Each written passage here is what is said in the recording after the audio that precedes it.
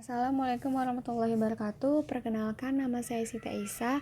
Saya dari jurusan Administrasi Bisnis semester 5. Baiklah, di kesempatan kali ini saya akan mempresentasikan mengenai introduction. Introduction yaitu umumnya hanya memakan waktu sekitar 10-15% dari keseluruhan waktu yang kita alokasikan untuk pidato ataupun presentasi kita.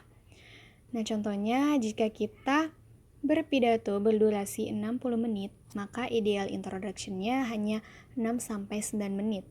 Waktu yang terbatas tersebut harus dapat kita manfaatkan sebaik mungkin dengan pengalokasian yang tepat. Adapun fungsi dari introduction ialah satu, menarik perhatian audiens atau attention getter. Yang kedua, menyampaikan tujuan atau purpose. Yang ketiga, membangun kredibilitas atau credibility establishing. Yang keempat, meyakinkan audiens untuk mau mendengar pidato atau providing reasons. Yang kelima, memberi gambaran inti yang akan disampaikan atau preview. Attention getter adalah mendapatkan perhatian audiens. Jika audiens sudah tertarik, mereka akan suka rela menghentikan aktivitas yang lain dan fokus mendengarkan kita. Walaupun terkadang banyak audiens yang bersikap sopan dan tidak berbicara saat kita presentasi, tetapi belum tentu mereka mau mendengarkan apa yang kita sampaikan. Maka dari itu, kita harus pandai dalam menarik perhatian mereka dengan cara kita sendiri. Kalau kita gagal dalam mendapatkan perhatian mereka di awal, maka selanjutnya akan menjadi sulit. Berikut ada 4 hal yang harus kita lakukan ketika menarik perhatian audiens, yaitu 1. Kesesuaian atau relevansi dengan audiens. Yang kedua, tujuan atau to inform, to entertain, to persuade. Dan yang ketiga, topik. Dan keempat, occasion.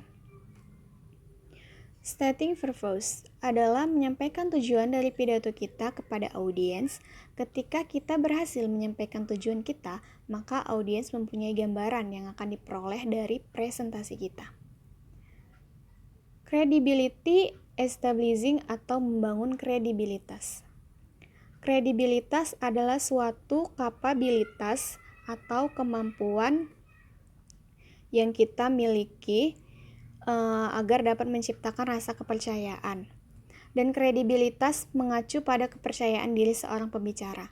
Kredibilitas bukanlah kualitas objektif, melainkan persepsi di benak audiens.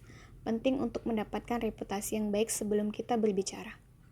Apa saja hal yang perlu dilakukan untuk membangun kredibilitas? Yang pertama, meningkatkan kepercayaan diri. Yaitu ketika berbicara di depan umum, kepercayaan diri adalah kunci.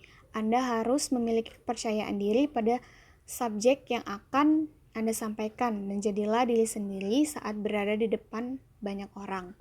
Yang kedua, meningkatkan hasrat dalam diri. Tanpa hasrat, ucapan kita tidak ada artinya. Kita perlu memancarkan tingkat ketulisan dalam emosi ketika berkomunikasi dengan audiens jika ingin mempengaruhi mereka melalui presentasi. Yang ketiga, memperhatikan intonasi suara.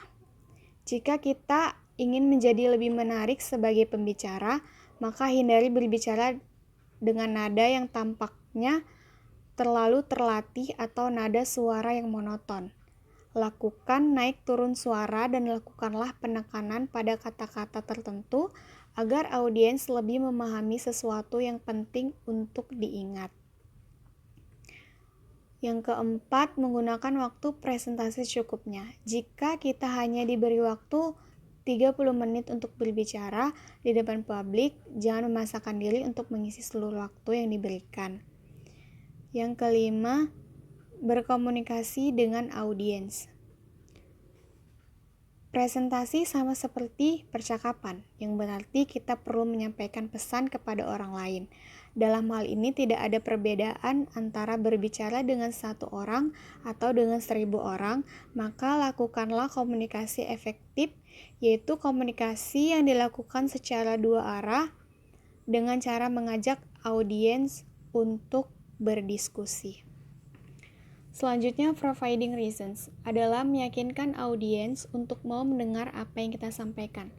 Maka dari itu, kita harus mampu meyakinkan dan menyampaikan secara eksplisit bagaimana informasi yang kita sampaikan dapat berguna untuk audiens atau pendengar. Yang terakhir, preview main idea adalah gambaran inti yang akan kita sampaikan. Hal ini sangat penting sebagai pemandu, bukan hanya untuk pembicara tetapi juga untuk audiens. Nah, gambaran inti ini harus kita sampaikan tuh secara jelas, jadi mereka mengerti apa dari inti yang kita sampaikan. Mungkin ini saja yang dapat saya sampaikan. Kurang dan lebihnya saya mohon maaf, dan saya akhiri dengan wabillahi taufiq wal hidayah. Wassalamualaikum warahmatullahi wabarakatuh. Terima kasih.